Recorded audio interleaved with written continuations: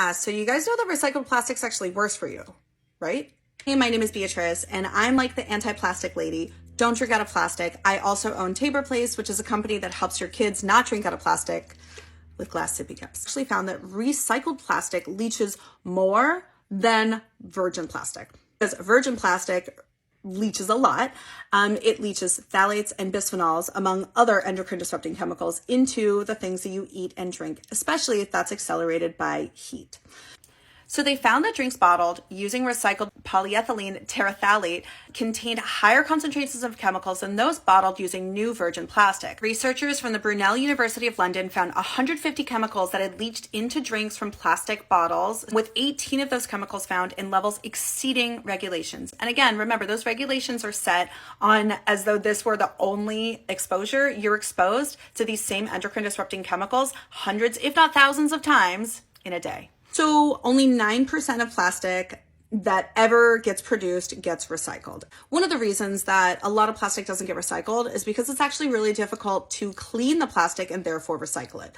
Think about all the plastic or plastic packaging that you have. Most of it is not just virgin clean plastic. You have the label on the outside, you have the cap on the top, and you also had like the liquid on the inside. So in order to get that to the state at which it can be recycled, it needs to be thoroughly cleaned. And that's really, really difficult, right? As a result, we don't have as much recycling as certainly the American public thinks that things are recycled. There's a problem here though.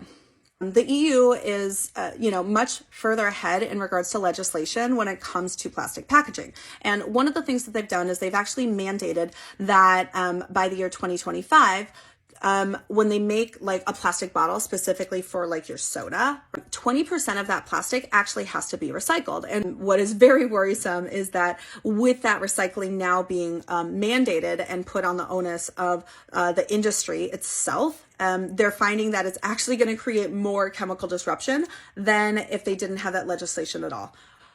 This is the problem with unintended consequences. This has now happened a number of times. It happened with bisphenol replacements, right? So when they banned BPAs and then they a lot of companies now just use BPS or BPF, which is just as toxic, if not worse. And now the same thing is going to happen with recycled plastic.